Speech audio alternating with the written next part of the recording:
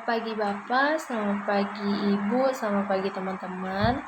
Baiklah, pada kesempatan kali ini saya akan menjelaskan atau memaparkan sedikit tentang asuhan keperawatan kritis pasien dengan gagal hepar atau bisa disebut dengan gagal hati.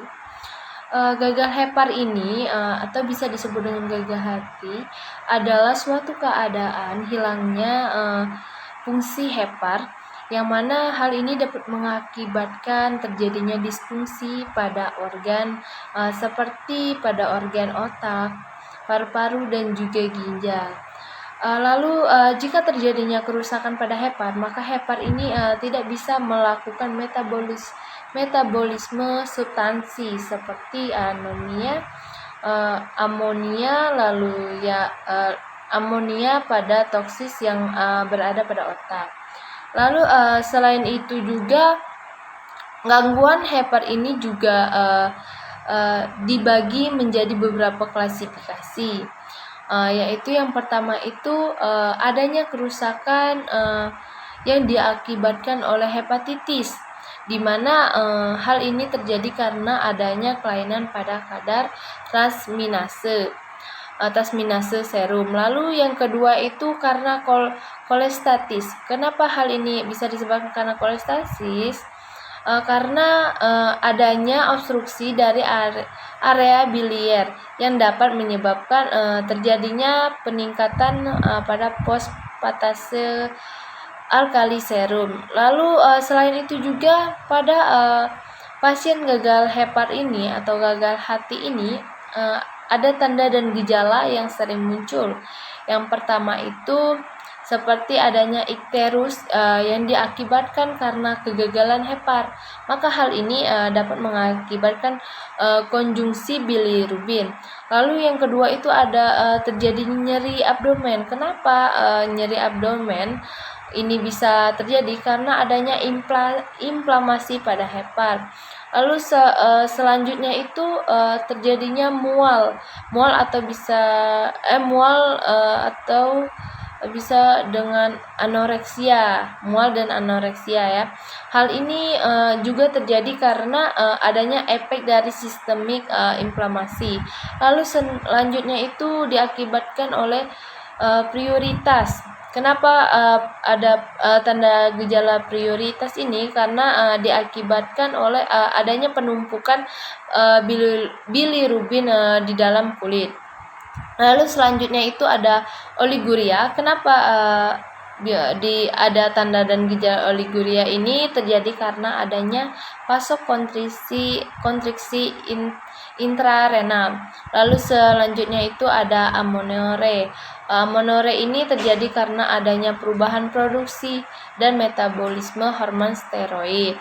Lalu adapun konsep asuhan keperawatan yang dilakukan pada pasien gagal hati atau gagal hepar, yaitu kita dengan melakukan yang pertama itu ada pengkajian, di mana pada pengkajian ini kita bisa tanyakan keluhan yang dirasakan oleh pasien, seperti apakah pasien itu ada anoreksia, mual dan muntah, atau adanya nyeri abdomen. Lalu kita juga bisa melakukan pengkajian pada kulit selaput lendir sklera, seperti apakah berwarna kekuningan atau gatal, lalu ada urin berwarna kuning tua dan berbuih. Lalu kita juga bisa menanyakan kebiasaan yang sering dilakukan pasien. Apa sih kebiasaan yang sering dilakukan pasien itu, seperti merokok atau minum alkohol dan juga mengonsumsi obat-obat terlarang. Lalu untuk seksualitas juga kita harus tanyakan apakah impoten atau atau terjadinya penurunan libido. Lalu apakah pasien tersebut tidak mengalami menstruasi. Lalu kita juga lakukan tanyakan tanda-tanda vitalnya seperti tekanan darahnya.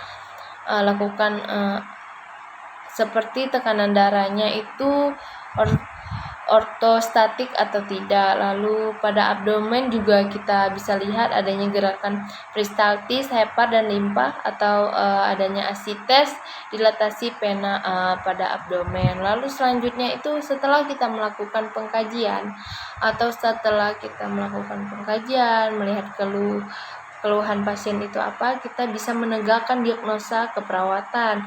Biasanya pada pasien gagal hepar ini diagnosa yang sering muncul itu yang pertama itu ada ketidakadekuatan masuk nutrisi sekunder terhadap hepatitis. Lalu yang kedua